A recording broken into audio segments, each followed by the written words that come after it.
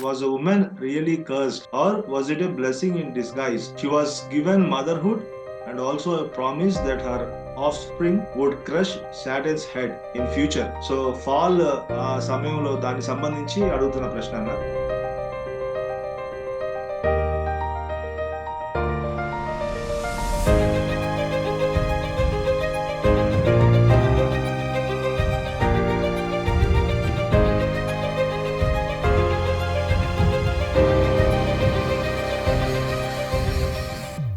So 3వ అధ్యాయంలో స్త్రీని నిజంగా శపించడం జరిగిందా? లేకపోతే ఆమె యొక్క శాపం అనేటువంటి శాపంలోనే ఒక ఆశీర్వాదం ఉందా? అంటే ఆమెకి ఆఫ్ స్ప్రింగ్ కలుగుతుంది. అంటే ఆమె నుంచి ఆమె సంతతి సర్ప సంతతిని యాక్చువల్‌గా సర్పానికి తల చేత కొడుతుంది అనేటువంటి విషయం. సో ఇది కానీ ఒకటి చాలా జాగ్రత్తగా మనం చూడాల్సిందేంటంటే ఆదికాండంలో 3వ అధ్యాయంలో ల్యాండ్‌ని మాత్రమే కర్స్ చేయటం జరిగింది. Because of you the earth is cursed because of you.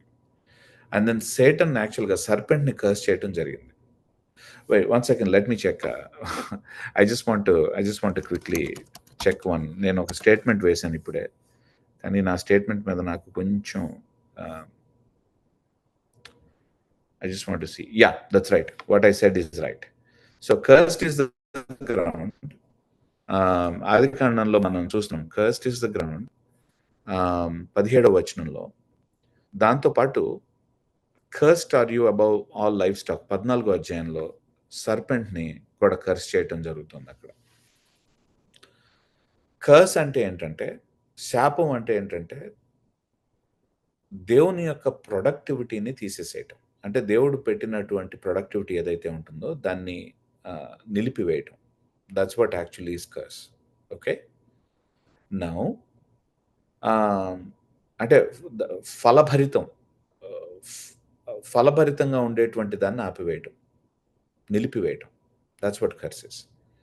సర్పెంట్కి యాక్చువల్గా there is only one solution for serpent ఆదికాండం ప్రకారం.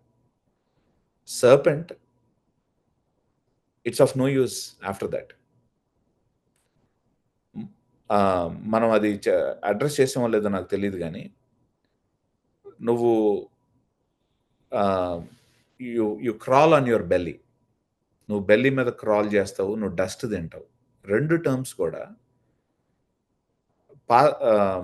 These are Hebrew idioms. రెండు కూడా ఇడియమ్స్ దేన్ని సూచిస్తాయంటే దిక్కుమాలిన జీవితం జీవిస్తావు అనేటువంటి మాట. దానికి బేసికలీ ఆ పదాలకు అర్థం అది.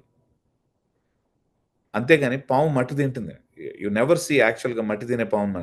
So that's not what it is. So we see rather యాక్చువల్గా మనం తెలంగాణలో మాట్లాడతాం, నీ నోట్లో మన్నువడ అంటాం. శాపం అది, అంటే నువ్వు పోతావని అర్థం. So in the same way you eat dust అంటే ఏంటంటే చాలా హ్యూమిలియేటెడ్ లైఫ్ని నువ్వు జీవిస్తావు. That's a curse actually for that. The only solution for that is నీ తల చితగొట్టబడతాం. That's the only solution for it. అది ఎక్కడి నుంచి జరుగుతుందంటే విమెన్ యొక్క ఆఫ్ స్ప్రింగ్ నుంచి జరుగుతుంది. విమెన్ కర్స్ చేయబడలేదు. ఎక్కడ కూడా కర్స్ అనేటువంటి పదం విమెన్కి వాడలేదు అక్కడ. సో కానీ కాన్సిక్వెన్సెస్ని అనుభవిస్తుంది, పర్యవసానాన్ని అనుభవిస్తుంది తను. ఏంటి పర్యవసానం అంటే ఏదైతే సంతోషకరంగా చైల్డ్ బర్త్ అనేటువంటిది సంతోషకరంగా ఉంటుందో అది పెయిన్ఫుల్గా మారింది ఇప్పుడు. కానీ అందులో నుంచి కూడా ఆ పెయిన్లో నుంచి కూడా దేవుడు ప్రామిస్ని ఇస్తున్నాడు. అది ఇంపార్టెంట్ థింగ్. పెయిన్లో దేవుడు ప్రామిస్ ఇస్తున్నాడు. సో ఏంటి ఆ ప్రామిస్ అంటే నీ నీ నీ పెయిన్ అంతా కూడా వ్యర్థం కాదు. ఎందుకంటే ఈ పెయిన్లో నువ్వు జ్ఞాపకం చేసుకోవాల్సింది ఏంటంటే నువ్వు చేసినటువంటి పాపాన్ని జ్ఞాపకం చేసుకుంటావు. ఆ పాపానికి యాక్చువల్గా దేవుడు ఇచ్చినటువంటి ప్రామిస్ని, విమోచన ప్రామిస్ని కూడా నువ్వు గుర్తుంచుకుంటావు. ఈ రెండు డెలివరీలో, ప్రెగ్నెన్సీలో నువ్వు జ్ఞాపకం చేసుకునేవి, డెలివరీలో నువ్వు జ్ఞాపకం చేసుకునేటువంటి మాటలు. సో ఈ పాయింట్ చాలా చాలా ఇంపార్టెంట్ థింగ్. సో కాబట్టి ఏంటంటే విమెన్ కర్స్ అవటం అనేటువంటిది మనం చూడలేదు ఎక్కడ. యాడమ్ని కూడా దేవుడు కర్స్ చేయటం అనేటువంటి చేయలేదు. ల్యాండ్ ఈస్ కర్స్డ్, ప్రొడక్టివిటీ దాన్ని నిలిపివేయటం జరిగింది. కానీ ఆ ప్రొడక్టివిటీని యాక్చువల్గా యాడమ్ అది థాన్స్ అండ్ థిజల్స్ ముళ్ళ పొదల్ని ప్రొడ్యూస్ చేస్తుంది అది.